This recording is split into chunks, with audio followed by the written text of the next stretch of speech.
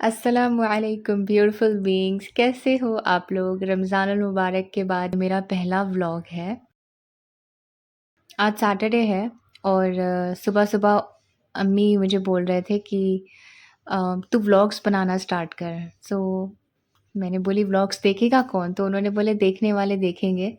तू व्लॉग्स भी बना और तू उस व्लॉग के ज़रिए तू अपनी बातें शेयर कर, अपना वेट लॉस जर्नी शेयर कर, पीसीओएस के बारे में अवेयरनेस दे।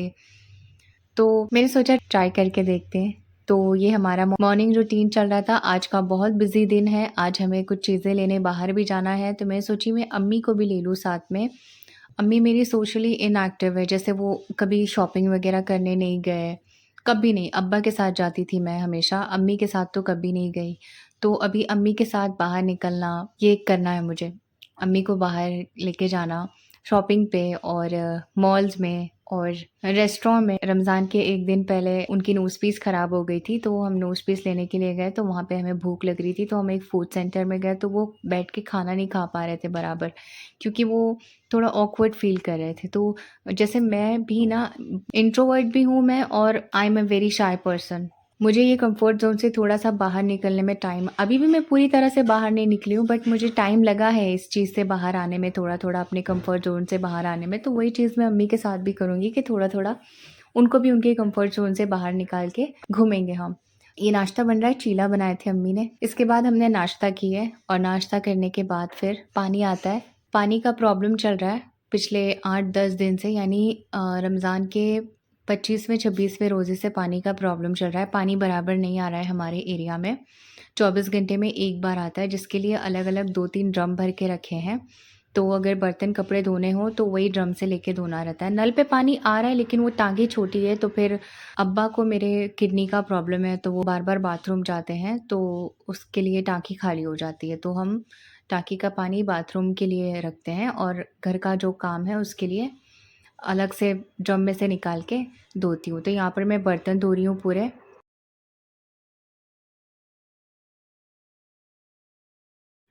बर्तन धो-धो कर ना मैं यहीं पे रख रही हूँ। मेरे पास कोई ऑर्गेनाइज़र या फिर कोई डिश रैक नहीं है जिसमें मैं बर्तन को रख सकूँ। मैंने बोली ना, ये रेंट का घर है और यहाँ घर चेंज करने में फिर और पसारा हो जाता है। तो सारे बर्तन मैं यहाँ पे ऑन द यानी उल्टा रख देती हूँ। जब पानी उसका खाली हो जाता है तो फिर मैं उसको उसकी जगह रख देती हूँ। फ़िलहाल के लिए ये कन्वीनिएंट है हमारे लिए। ख़ैर, बर्तन धो के किचन को थोड़ा क्लीन कर ली। तो किचन तो मैंने क्लीन कर ली, लेकिन फिर पानी आ गया था, तो फिर मशीन भी चालू कर दी मैंने। और एक तरफ पानी भर रहा था, एक तरफ कपड़े धुल रहे थे। पानी का काम हो गया, उसके बाद दोपहर के खाने की तैयारी कर रहे थे। एक कुकर में उन्होंने दाल चढ़ाने का तैयारी चल रहा था, दूसरे कुकर में सालन चढ़ाने की तैयारी चल रही थी, क्योंकि हमें बाहर भी जाना है ना। थोड़ी-सी हमें घाई थी, इसलिए अम्मी ने चिकन का जो सालन है वो कुकर में बनाए थे, जबकि कुकर में नहीं बनाते, हम तपेली में बनाते हैं।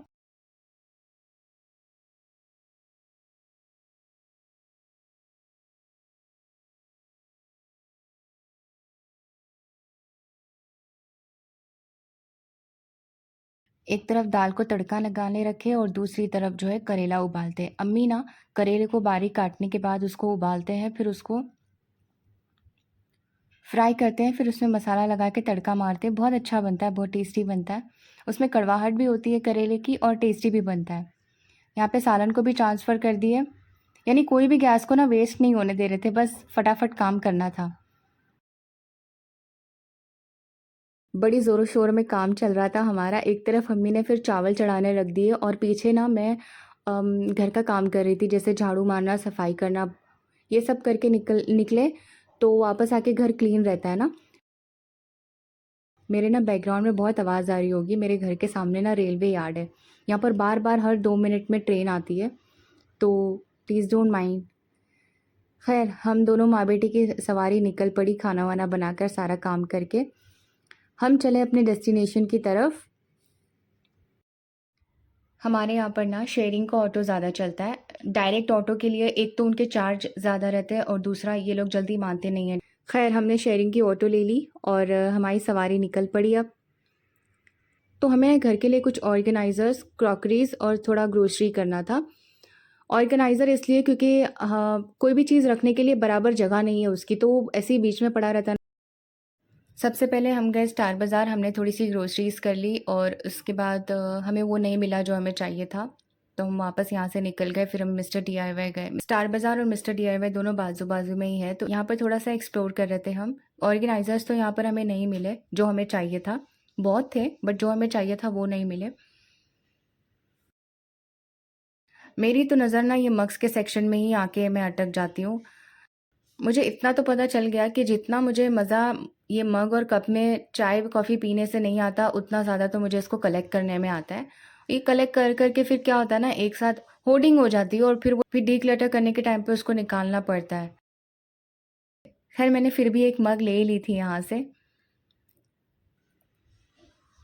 क्रॉकरीज़ भी यहाँ पे कुछ ख़ास नहीं थी।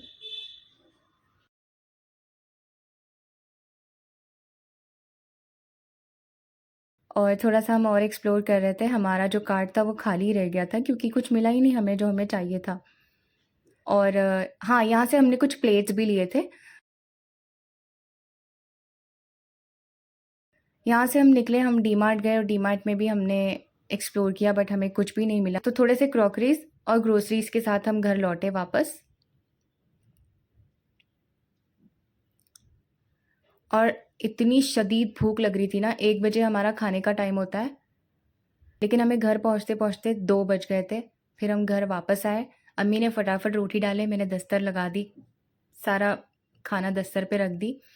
तब तक अम्मी की रोटी हो गई, फिर हमने खाना खाए और भाई साहब जब बहुत ज़्यादा भूख लगी हो और खाना मिल जाए ना, क्या सुकून मिलता है ना। अल्हम्दुलिल्लाह, अल्हम्दुलिल्लाह। खाना पानी सब हो गया। फिर उसके बाद सब्ज़ा पी मैंने। सब्ज़ा जो है ठंडा रहता है, अच्छा होता है हेल्थ के लिए, गर्मियों में ज़्यादा अच्छा होता है। जैसे ही 4 बजते हैं ना, अब्बा अंदर से ऐसा सिग्नल देते हैं कि चाय बनाओ। ये अब्बा का सिग्नल होता है चाय के लिए। तो फिर मैं चाय बनाने आ गई यहाँ पर।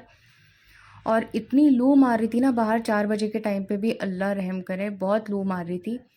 वो लू मुझे किचन में फ़ील हो रहा था। यहाँ पे मैंने चाय बना ली, चाय सर्व की सबको। पहले तो अब्बा को की ऑफ़ कोर्स। चाय पीने के बाद ना मुझे बहुत भूख लगने लगी थी, तो मैंने 5 बजे गुड़ चना खाई थी। गुड़ चना जो है ना, जिनको कोलेस्ट्रॉल होता है ना, उनको गुड़ चना खाना चाहिए। अब्बा को मेरे कोलेस्ट्रॉल था, तो डॉक्टर की दवाई के साथ उन्होंने गुड़ चना खाए थे, किसी ने अब्बा को सजेस्ट किया था। जड़ से कोलेस्ट्रॉल उनका गायब हो गया।